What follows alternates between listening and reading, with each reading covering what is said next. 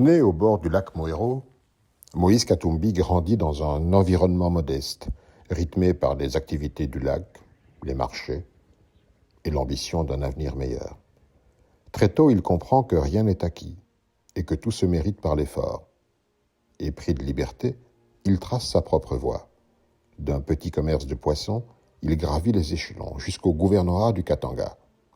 Homme de terrain, il valorise le travail comme une évidence, le courage comme une exigence et considère l'avenir comme une responsabilité à assumer. Il commence avec peu, mais voit grand. À 20 ans, porté par une volonté inflexible et un sens aigu du travail, Moïse Katumbi réalise son premier $1 000 000. Loin de s'en contenter, il multiplie les efforts, transportant lui-même ses marchandises, sillonnant l'Afrique en quête d'opportunités. En 1992, à 28 ans, il investit dans les mines d'émeraude en Zambie, puis fonde MCK en 1997, une entreprise de logistique qui devient vite une référence. Guidé par une vision à long terme, il étend ses activités à l'agriculture, l'agro-industrie, le transport, créant des milliers d'emplois et insufflant partout espoir et développement.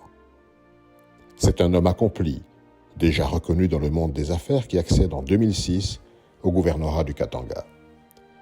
Gouverneur, il restaure l'État là où il avait déserté.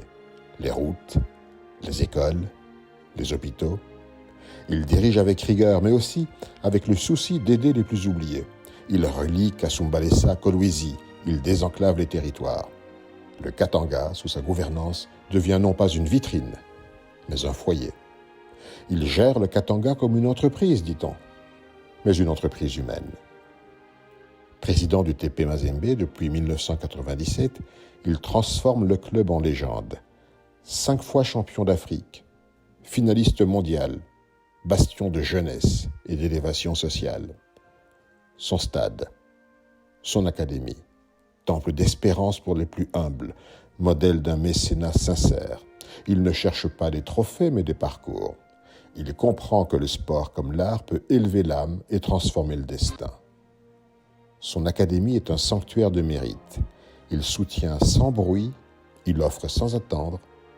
Dans chaque jeune, il voit une promesse d'avenir. Quand la justice s'efface devant la force, il refuse la compromission. Moïse Katumbi quitte le pouvoir pour s'opposer au régime, réclamant l'alternance et l'état de droit.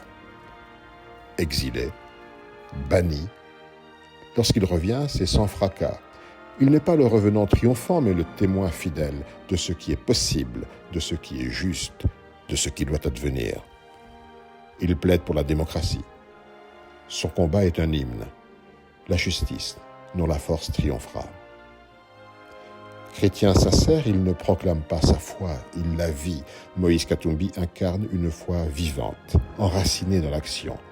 Il vénère les aînés, écoute les plus pauvres, encadre les plus jeunes.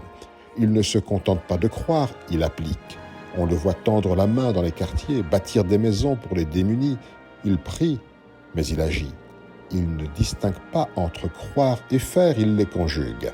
Sa foi n'est pas un discours, mais un chemin.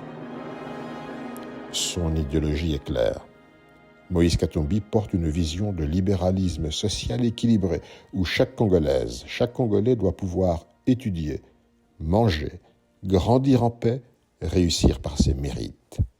Il croit en un État qui protège sans dominer, qui élève sans exclure. Un État juste, fort, mais au service des plus vulnérables. Il rêve d'un pays où la naissance ne condamne pas, où l'effort permet l'envol.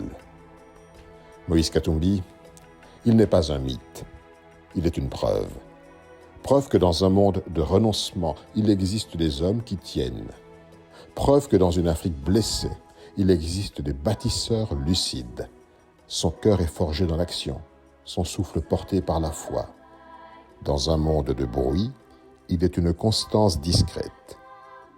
Il est simplement la preuve que l'espoir est plus fort que le désespoir lorsque l'action le porte.